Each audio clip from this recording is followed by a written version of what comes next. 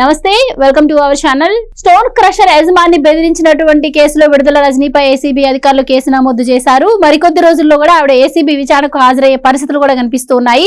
ఈ నేపథ్యంలో తన మీద ఉన్నటువంటి దాన్ని ఇంతకుముందు ఆ పార్టీలో పనిచేసినటువంటి ఇప్పుడు ప్రెసిడెంట్ టీడీపీ ఎంపీగా ఉన్నటువంటి లావు కృష్ణదేవరాయల మీద ఆవిడ సరికొత్త ఆరోపణలు చేస్తున్నారు. అసలు ఈ కేసుకి లావు కృష్ణదేవరాయలకి ఉన్న సంబంధం ఏంటి, మరి కాల్ డేటా కూడా తెప్పించుకున్నారు లావు కృష్ణదేవరాయలు అని చెప్పి విడుదల రజని ఆరోపించిన నేపథ్యంలో దీనిపైన ఆయన స్పందించడం కూడా జరిగింది. లావు కృష్ణదేవరాయలు కూడా దీనిపైన ఒక క్లారిటీ ఇచ్చారు.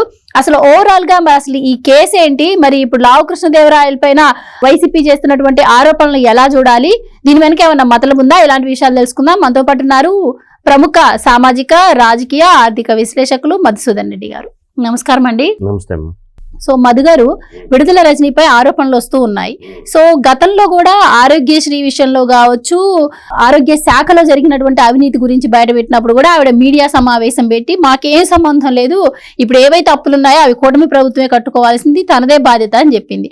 ఆ తర్వాత కూడా మొన్న ఈ మధ్య ఆవిడ సంబంధించినటువంటి గుంటూరు ఎమ్మెల్సీ పార్టీ మారినప్పుడు కూడా ఆవిడ ప్రెస్ మీట్ పెట్టడం జరిగింది. సో ఇప్పుడు ఎట్టకేలకు ఏసీబీకి ప్రాథమిక సాక్ష్యాధారాలతో ఆవిడ దొరికిందని, ఇంకా తప్పించుకోలేదు, ఆవిడ అరెస్ట్ అవ్వబోతుంది, అరెస్ట్ అయితే కూడా 9 సంవత్సరాల దాకా ఆవిడ జైలు శిక్ష కూడా అనిపించే అవకాశం ఉంటుంది అంటున్న నేపథ్యంలో మరి ఇప్పుడు లావు శ్రీకృష్ణదేవరాయల్ని దీంట్లోకి లాగుతున్నట్టు కనిపిస్తోంది.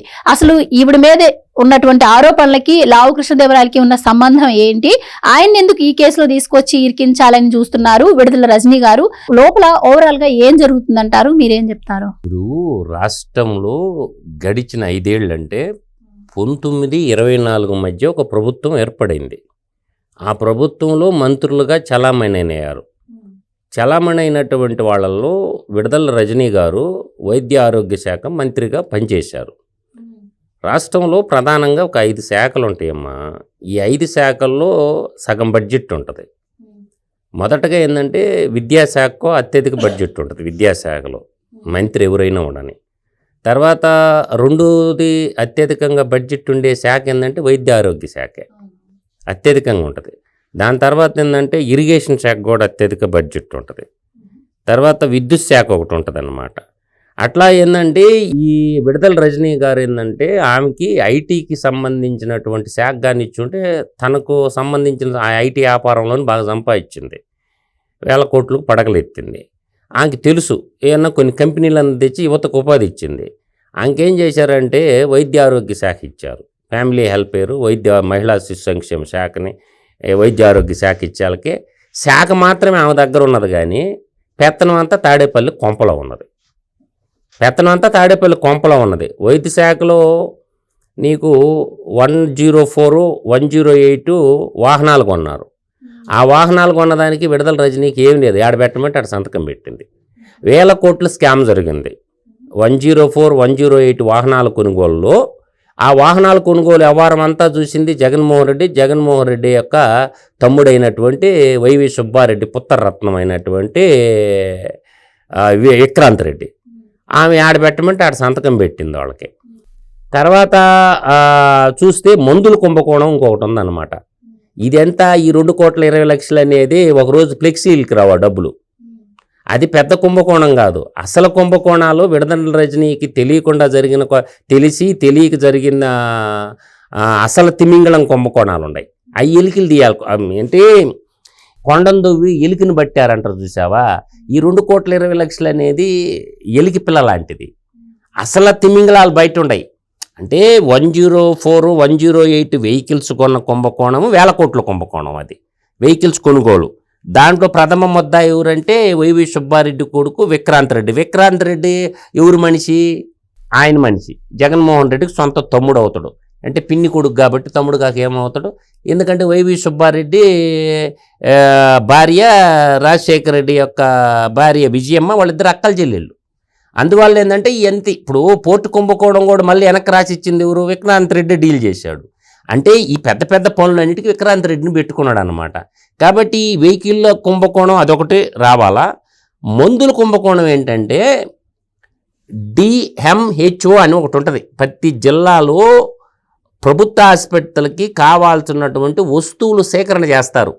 ఆ డిసీజెస్ వస్తాయి కదా, డెంగ్యూ, మలేరియా, టైఫాయిడ్ ఇట్లాంటివి వచ్చినప్పుడు గవర్నమెంట్ హాస్పిటల్కి కావాల్సినటువంటి మందులు కొనేటటువంటి ఒక స్టోర్ ఉంటుంది, స్టాక్ పెట్టేది.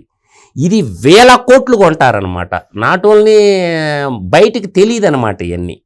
ఈ తెలియకుండా ఏం చేసినారంటే ఇంకా ఒక 6 నెలల్లో సంవత్సరంలో ఎక్స్పైర్ అయ్యే డ్రగ్స్ కొన్నారు. 6 months 1 yearలో ఎక్స్పైర్ అయ్యే డ్రగ్స్ కొన్నారు. అంటే వాటి మీద కమిషన్ ఎక్కువ వస్తుంది అనమాట వీళ్ళకి. మామూలుగా ఏంటంటే ఏదైనా మెడికల్ స్టోర్లో పోయి మందులు కొనుక్కునే వాళ్ళు ఏం చేస్తారంటే మ్యానుఫ్యాక్చరింగ్ డేట్ చూసి 3 నెలలు ముందు మ్యానుఫ్యాక్చరింగ్ అయింది కొంటారు, లేదంటే 6 నెలల ముందు అయ్యే మ్యానుఫ్యాక్చరింగ్ అయ్యే డేట్ చూసుకుంటారు. కానీ వీళ్ళు ఏం చేశారు, ఇంకొక 6 నెలల్లో 9 నెలల్లో సంవత్సరం కాలంలో ఎక్స్పైర్ అయ్యే డ్రగ్స్ కొన్నారు.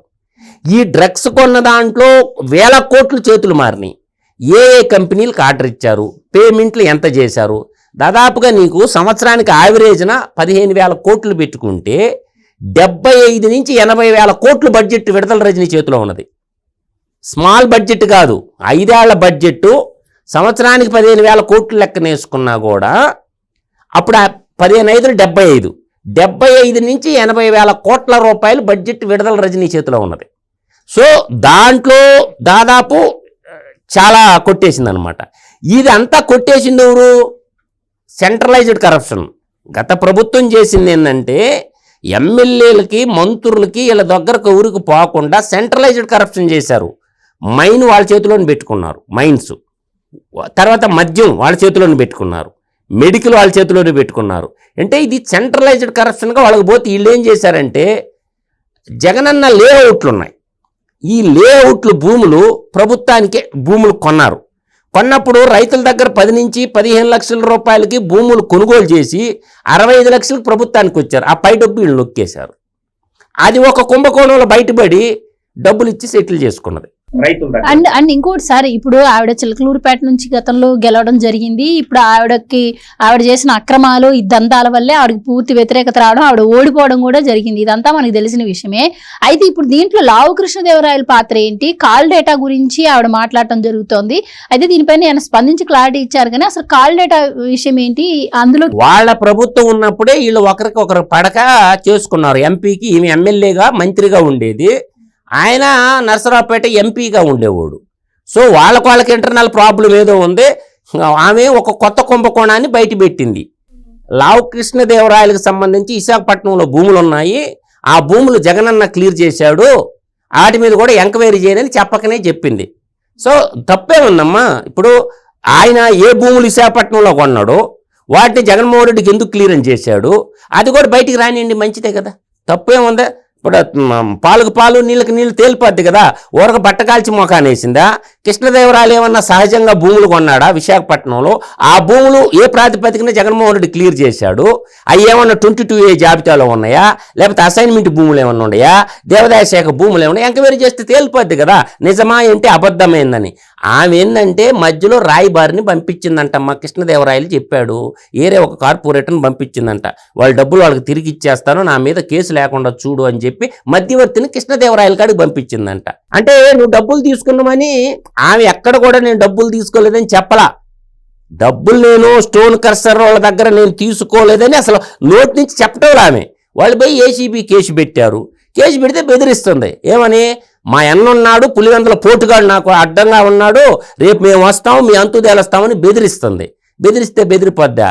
ఇప్పుడు సెంటర్లో సిబిఐ ఈడీ కేసులు ఉంటాయమ్మా. సెంటర్లో ఫైనాన్స్కి సంబంధించిన ఈడీ సంబంధించిన సిబిఐ ఈడీ సివిసి ఉంటుంది.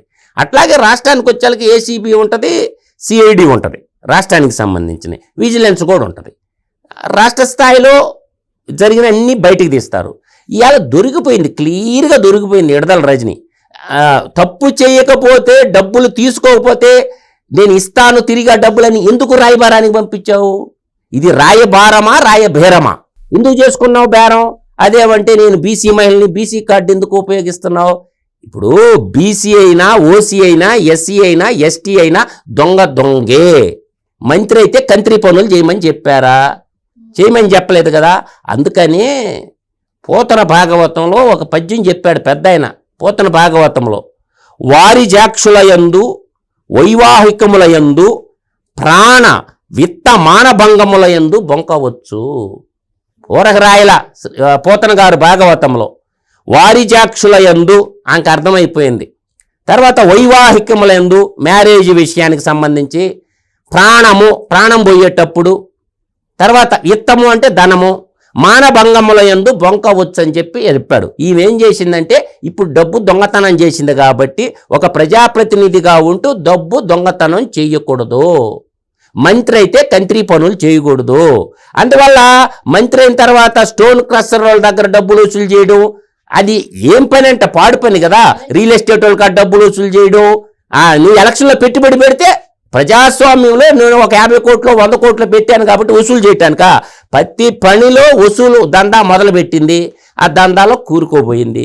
ఇప్పుడు దీనికి మహిళా కార్డు తీయటం, బీసీ కార్డు తీయటం, ఓసీ కార్డు తీయటం, అవినీతే. ధర్మం ధర్మమే, అధర్మం అధర్మమే. ఏమవుతుంది? ఓసీ అయితేనేమి, బీసీ అయితేనేమి, ఎస్సీ అయితేనేమి, ఎస్టీని అయితేనేమి, ఎవరైతే నేనమ్మా రాజ్యాంగం అందరికి ఒకటే. అవినీతి పరుడు ఏ కులంలో పుట్టినా అవినీతి పరుడే, దొంగ ఏ కులంలో పుట్టినా దొంగోడే. కాబట్టి నువ్వు దొంగ పనులు ఊరు చేయమన్నారు, వసూలు ఊరు చేయమన్నారు. అందువల్ల ఏంటంటే ఇది తేనె తుట్టి కదిలింది, ఆ విష వలయంలో ఇరుక్కుపోయింది. ఆ ఇరుక్కుపోయి ఇప్పుడు పిక్కోలేక చచ్చిపోతా ముసల కన్నీరు కారుస్తుంది. నేను ఏం చేయలేదు, నేను మహిళల్ని, బీసీ మహిళలు కాబట్టి నా మీద దాడి చేస్తారా, మీరు మగాళ్ళు అయితే మా అన్న పులివెందుల పోటుగాడి మీద దాడి చేయండి, మా అన్న ఉండడు నాకు, మేము వస్తాం అని ఎవరిని బెదిరిస్తున్నావు నువ్వు? పులివెందుల పోటుగాడు మా అన్న ఉండడు అని చెప్తుంది. కాబట్టి మా మరిది ఆడో జర్మనీలో ఉండో, ఆయన మీద కూడా అంటే ఎక్కడి నుంచి దోసేసిందంత జర్మనీకి పంపించినవా ఇంతకే. అందువల్ల ఏంటంటే విడుదల రజనీ గారు గౌరవంగా చెప్పేసేయండి, ఒక మహిళ గారు నీ మంత్రి శాఖలో దాదాపు 70 నుంచి 80 వేల కోట్లు, తన మంత్రిత్వ శాఖలో ఏం చేసింది చెప్పదమ్మా, నువ్వు ఏం సాధించను. కనీసం నేను ఒక చిన్న ఎగ్జాంపుల్ చెప్తానమ్మా. ఏ రోజన్నా నేను చెప్తాను, నాకు సామాన్యుడికి నాకు తెలిసినంత ఆయనకు తెలుసో లేదో కానీ నేను ఒకటి సింపుల్ చెప్తా. 646 హాస్పిటల్స్ ఉన్నాయి ఎంటైర్ ఉమ్మడి 13 జిల్లాల్లో. ఈ 646 హాస్పిటల్లో ఏ రోజున ఒక్కరోజు విజిటింగ్ పోయిందా? ఏ హాస్పిటల్లో ఏం జరుగుతుందో చూసిందా? శ్రీకాకుళం 17 హాస్పిటల్లో, విజయనగరం ఒక 31 హాస్పిటల్లో, తర్వాత విశాఖపట్నం 61, పశ్చిమ గోదావరి 23, తూర్పు గోదావరి 73, కృష్ణా 108 హాస్పిటల్లో, గుంటూరు 83 హాస్పిటల్లో, తర్వాత ఒంగోలు 32 హాస్పిటల్లో, నెల్లూరు 38, చిత్తూరు 56, కడప 20 హాస్పిటల్లో, తర్వాత అనంతపురం జిల్లాలో 28 హాస్పిటల్లో, కర్నూలు జిల్లాలో 73 హాస్పిటల్లో. వెరసి 146 హాస్పిటల్కి ఏ రోజున ఇన్స్పెక్షన్కి పోయిందా? ఒక వైద్య ఆరోగ్య శాఖ మంత్రిగా ఉండి ఏ రోజున ఢిల్లీకి పోయి కేంద్ర వైద్య ఆరోగ్య శాఖతో మాట్లాడి ఏమన్నా పని చేసుకుని వచ్చినా? తన శాఖలో ఏం అభివృద్ధి చేసినావు? ఏదన్నా ఒక మెడికల్ కాలేజ్ ఇన్స్పెక్షన్కి పోయిందా? పోలేదుగా. ఫేస్బుక్ ట్విట్టర్లో రీల్స్ చేసుకొని సరిపోయా. అందువల్ల ఒక రాష్ట్ర మంత్రిగా ఉండి నేను చెప్పిన 646 హాస్పిటల్లో ఏ హాస్పిటల్కి పోయి ఇన్స్పెక్ట్ చేసినావు? యాడ బెట్టమంటే ఆడ సంతకం పెట్టడమేనా? అవును, సకల శాఖల మంత్రి ఆడ బెట్టమంటే ఆడ సంతకం పెడితే ఇప్పుడు ఇరుక్కుంటివి. కాబట్టి త్వరలో ఇంకొక పెద్ద కుంభకోణం బయటికి రాబోతుంది. ఆ కుంభకోణంలో విడుదల రజని బతికినంత కాలం శ్రీకృష్ణ జన్మస్థానంలో ఉండేటటువంటి అవకాశాలు ఎక్కువగా అవుపడుతున్నాయి. అదే 104, 108 వెహికల్ కుంభకోణం. ఇంకోటి మెడికల్ కిట్లు కాదు, మెడిసిన్స్ కొన్న కుంభకోణం ఉంది. ఏ కంపెనీలకి ఎంత డబ్బు ఇచ్చావు, ఏడ సంతకం పెట్టావు, ఎవరికి ఆర్డర్లు ఇచ్చావు, అది చెప్పమంటే చెప్పదు. ఏ రోజు ఆ స్టాటిస్టిక్స్ చెప్పరే. మంత్రిగా ఉండి ఎడ్యుకేటెడ్గా ఉండవు కదా. మహిళవైతే ఏంటమ్మా, మంత్రివే కదా నువ్వు. మంత్రి కాబట్టి సమిష్టి నిర్ణయం. నీ శాఖలో జరిగిన అవినీతి గురించి చెప్పాల్సిన బాధ్యత ఉంది. ఇది వ్యక్తిగత విషయాలు కాదు, రాష్ట్ర ప్రజలందరూ పన్నుల రూపంలో కట్టినటువంటి డబ్బుకి సంబంధించిన వ్యవహారం. మీ పులివెందుల పోటుగాడు ఆల్రెడీ తండ్రి అధికారాన్ని అడ్డం పెట్టుకొని దోచేసిన కేసుల్లోనే 11 సిబిఐ కేసులు, 9 ఈడీ కేసులు ఇరుక్కొని ఉన్నాడు. ఒక ఆర్థిక ఉగ్రవాది మా అన్న అంటుండవు కదా, అన్నకాడ అవి నేర్చుకున్నావా ఏంది? దోపిడీ ఎలా చేయాలో నేర్పించుంటాడు. మంత్రిగా పనిచేయమని చెప్పలేదు, దోపిడీ ఎలా చేయాలో నేర్చుకొని ఉంటుంది. కాబట్టి నిండా మునిగిపోతే సలే లేదని చెప్పి నిండా మునిగిపోయింది అవినీతి కేసుల్లో, అవినీతి రొంపులో ఇరుక్కోబోయింది. కాబట్టి ఇంకా పిక్కోలేక అల్లాడుతూ ఉంది. ఎవరికి ముద్దు అవినీతి చేసిన ప్రతి ఒక్కరిని కూడా శిక్షించాలని చట్టం చెప్తుంది. Right sir, thank you so much. నమస్కారం.